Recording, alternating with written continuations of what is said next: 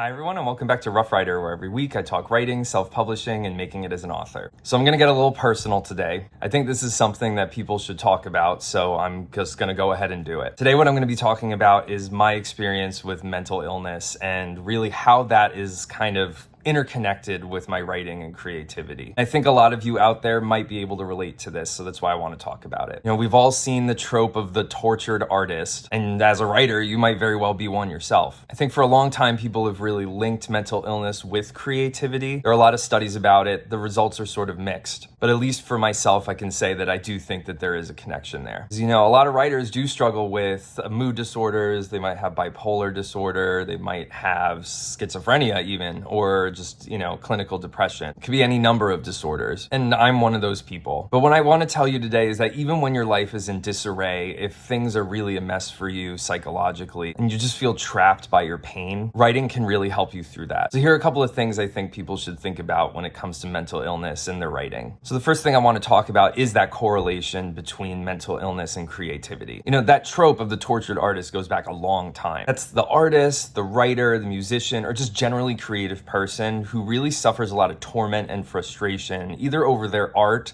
or the world around them. They're misunderstood. They're set apart from other people. And that's all because they see the world differently than most. I've felt like that a lot. I've always kind of felt like I am an observer more than anything. Sort of like I'm seeing things in a way that other people don't. And more often than not, that tortured artist figure suffers from some form of mental illness, or at least they are speculated to be suffering from that. And while this is a stereotypical image, there may be some truth to that. Obviously, mental illness is not a prerequisite to creativity. There are plenty of creative people who don't have a mental illness. But people who do have a mental illness seem to have a proclivity for creative thinking. A fairly recent study in Sweden showed that generally creative people, or at least people who are more creative than the average person, have a 25% higher chance of having genetic variants that increase the risk of bipolar disorder. And then a 2012 NIH study, so pretty legitimate, found that writers are 120% more likely to suffer from bipolar disorder. I'll admit that other studies' results are mixed. There's clearly a correlation between mental illness and creativity, but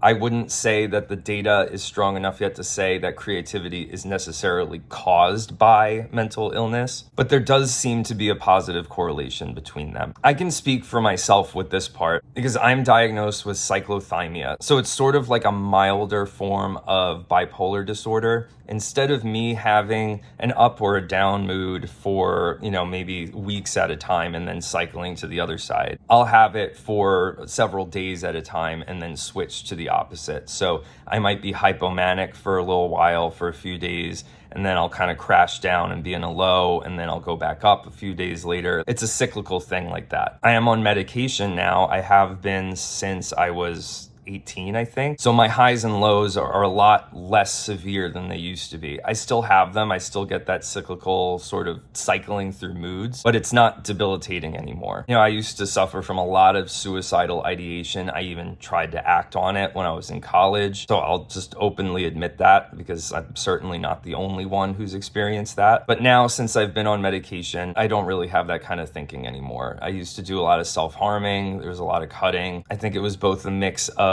the endorphins you get from it made me feel better. And then also I think I was probably kind of crying out for help because I would always cut in really obvious spots that people could see. But yeah, I don't do that anymore. Like the medication helps a lot with that. But anyway, when I am in those heightened moods, that's when my creativity really explodes. So with all the studies I was just mentioning, they really found that the correlation between creativity and mental illness was strongest when the mental illness was a mood disorder like bipolar disorder. And in all likelihood, it's those manic states that cause it. Those are periods of increased energy, heightened mood, and really rapid thinking. Those are the times when, at least for me, I am most likely to be able to really be creative and write a lot. I have a very decreased need for sleep, so I can end up staying up really, really, really late writing. I could write like thousands of words and it feels like nothing to me. I have like a lot of good ideas.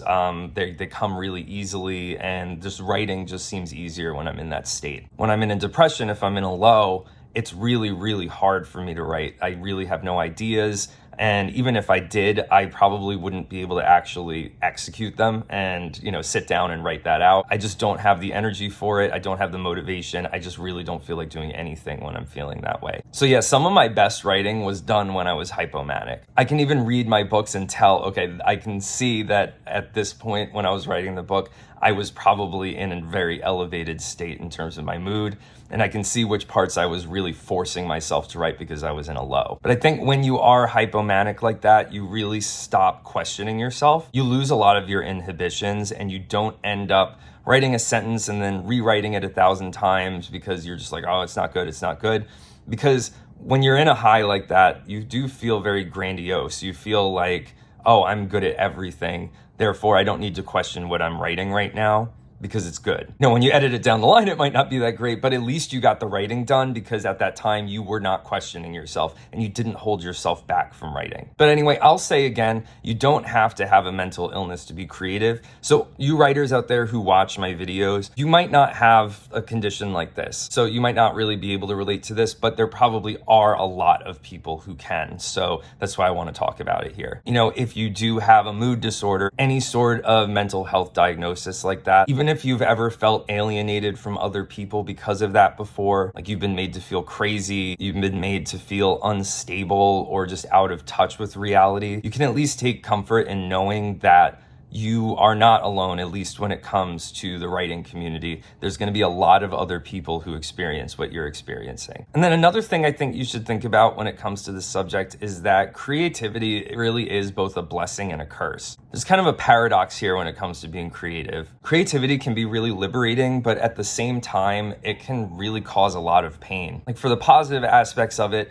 when you're working on something, like you're working on a creative project, you're writing a new story, you're writing a new book. When you're doing that, you feel like you have a purpose. Even if your life is a mess and you have absolutely no sense of direction in your life, when you're working on that, when you are writing, when you are being creative, you feel like you're finally in control. You have something that you're working towards. You have a goal in mind, which is finishing your story. And once you start writing, things just start to make sense to you again. And again, you feel like you're in control. And even if you feel like you have absolutely no control in your personal life, in the real world, when you're in your fictional world that you've created, you are completely in control of that. Everything that happens there is because of you. You made the decision to do this. You made the decision to change this. You made the decision to create this character or kill this character. It's all under your control. It's one of the few times in life that you can choose the outcome of every single situation. Unfortunately, that sense of purpose and control is transient. So when you stop creating,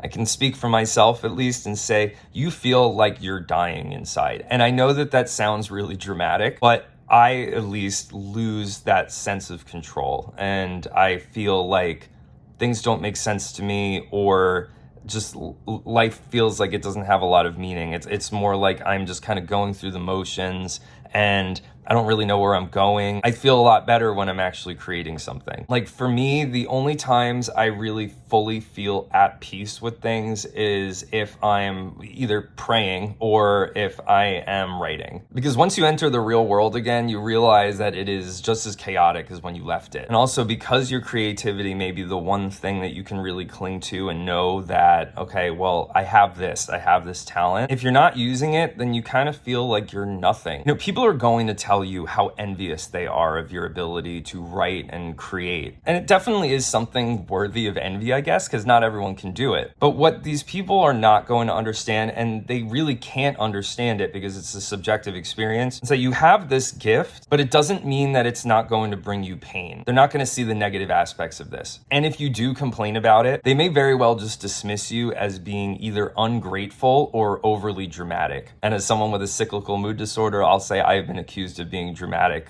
many times in my life. But neither of those judgments are fair. You're just going to have to accept, though, that they're not going to ever fully understand you. So try not to get mad at them for that. There's nothing that they can really do to understand it firsthand. There is another negative aspect of creativity, though. I know that Jordan Peterson is kind of a controversial figure, but I saw a recording of one of his psychiatry lectures, and I think that he talked about something that I don't think a lot of people will be able to disagree with. His point was that creative people will have a very hard time monetizing their creativity. It feels really unfair. You might be an unbelievably talented writer, but it is really hard to reach the point where you'll be able to quit your job and write full time and make a living off of that. For most writers, writing is going to be a hobby. It's going to be something that you do on the side while you're working. And of course, it is a fulfilling hobby. It's just not necessarily something that you can make a living off of. So you might end up feeling disdain for people who are able to monetize their talents and make a living off of that. So yeah, you might be good at this. You might be good at writing, but it's going to be really hard for you to make a living off of it. So to really just be happy with that situation that you really can't do anything about, you're just going to have to learn to be content with writing for yourself. Do it in your spare time. Make it a hobby, but a hobby that you're really dedicated to. Make art for art's sake your personal mantra. Just because other people aren't reading it or not a lot of people are reading it doesn't mean that what you've written doesn't have any value. Your work is still worth something, even if you, your family, and your friends are the only ones who know about it.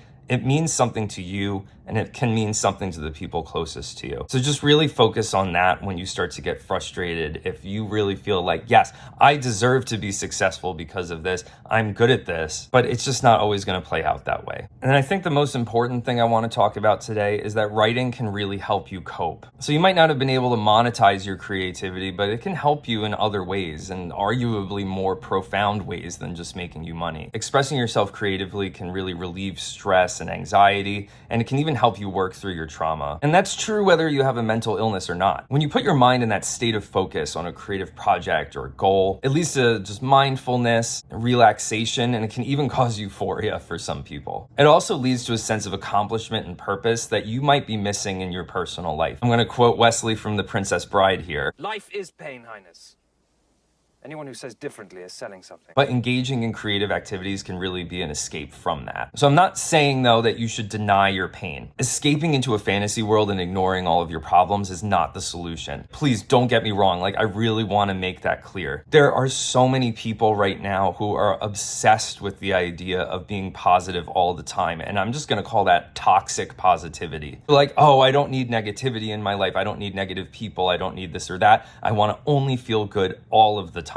I really don't think that's healthy at all. You're denying yourself a big part of the human experience. There will be pain in your life. There will be negative situations. There will be negative thoughts. You will be in bad moods. You will feel angry. You will feel sad. You will feel scared. I just don't think that God would have given humanity this full range of emotions if he wanted us to only feel happy in this life. Even if you're an atheist, I think you can agree that we clearly evolved to have emotions like this, so they must serve some purpose. So denying the majority of them that are just kind of undesirable emotions is going to have some sort of consequence. You end up ignoring your problems because you think if you just bury your head in the sand, then think positive thoughts and things are going to go away. Or you think that if you have this positive mindset and only focus on positive things, that somehow you will be able to shape the universe and bring these things into fruition that you never even put any work towards. You were just like, oh, if I think about it, it'll happen. And I'm sorry, it just doesn't work like that. You do not have that kind of power. But a healthier way to deal with this would be to put it in writing. Channel your feelings into it. It's going to be productive both for your creative project and for your own mental health. Use your characters as representations of yourself and of the issues that you're facing, and put them through those painful situations that you've been through in your life. A lot of the time you'll find that as you're depicting your characters conquering their personal demons, you'll find ways to do the same for yourself. It's almost like learning to take your own advice. Like you've been giving a friend advice on some sort of problem they're having, but then that same problem happens to you and you're just not capable of following your own advice. When you do it for your characters, you depict them growing as a person, you depict them overcoming adversity or their struggles, you'll learn to do it too. Because if your characters can overcome that, so can you. After all, you are the mind behind them. I tell people a lot that if they want to get some insight into my own struggles with my self-image and confidence, they should read my novel, Devils in Sunday Hats, because so much of that book is a reflection of me and the things that I have felt and things that I've struggled with. I worked through a lot of my issues by writing that book. The main characters represented various aspects of myself that brought me the most pain. The main character, Levi, felt like he was going nowhere in life and that all of the people that he had grown up with had really moved on and made something of themselves, but meanwhile, he was left behind. His friend Jonah, the other point of view character, he felt bound to his past because when he was in high school, people were constantly seeing how he was talented or how he was good at various things. He was smart. And they always told him, you're going to make something of yourself. You're going to be something great. You're going to make a really big difference in the world. But then graduation came and none of that ever happened for him. So he feels like he couldn't live up to everyone's expectations. Jimmy, who was sort of a love-hate character for the other ones, he belittled everyone around him because really deep down, he hated himself and he was kind of taking it out on other people. And then Hannah, who's Jonah's little sister, she got mixed up in drugs and just with the wrong crowd because she was rebelling against this pedestal that she had been put on her whole life. She didn't want to be the good girl anymore. She just wanted to rebel against that and do things that people didn't expect from her. And unfortunately, that went really badly for her. These characters were me. And while I still have some problems, everyone does, I did learn a lot about myself by the time I finished reading that book. And a lot of the issues I had at that time, I don't have anymore, or at least they're less serious for me now. And you can gain similar insight through your own writing. I'll say again, nothing can replace professional help or medication when it's warranted. Writing 1,000 novels is not going to change the fact that I have a mood disorder. I still have to take 200 milligrams of lamotrigine every morning to be able to deal with my kind of naturally unstable mood. And that's not likely to change anytime soon. But writing has helped me in those areas where psychiatrist visits and medication can't. Writing and just creative activities like that can really be a complement to therapy or psychiatric help and medication. Because, prescriptions don't give you a sense of purpose, but writing can. That's why I think that it's a really good thing for people to be doing. Even if you have no intention of ever publishing a book, you're just writing for yourself, it helps a lot. And I think it's something that people should try out. So yeah, writing is a way to work through your pain. And you're not alone if you're struggling with mental illness. If you're a writer and you have a mental illness, there's a very good chance that the other writers around you are experiencing something similar. So yeah, you're in good company here. Even if the people close to you in your life make you feel crazy, which has happened to me before. And I was made to feel like I was this out of touch, just completely insane, unstable person. And a lot of the things that I felt, which I think were legitimate, were just outright dismissed as being some sort of delusion. Or if I was ever in a bad mood, which happens, you sometimes wake up in not a great mood or your day's not going well, I would be questioned, did you take your meds today? Because clearly if you're on medication, it means that you're not allowed to ever be in a bad mood. But yeah, if you've experienced that in your personal life, try talking to other writers online and really find a community there, because you're going to find that a lot of people can relate to what you've been through. But use your creativity to help yourself. Creativity can be painful at times, but writing is a healthy way to work through your pain and conquer your demons and figure out what parts of yourself you need to work on and where your traumas lie. And while nothing can replace professional care, writing can help you where a psychiatrist can't. So you can view every story you write like a therapy session, and it's one that money can't buy. And the more you write, the more you're likely to help yourself. So yeah, I got kind of personal here, it got kind of real. I personally don't have any shame regarding my mental illness. It doesn't embarrass me, but I know a lot of people do feel that way. So if you've experienced something like this and you feel comfortable talking about it, please put a comment, because I think it's good for people to see this, and it's good for people to interact with each other about it and just find that you're not alone. But yeah, I wrote about this in my blog. You can check that out. And if you found this interesting, or if this helped you, or if you can relate, then please like and subscribe, follow me on social media. And as always, thank you for watching. God bless.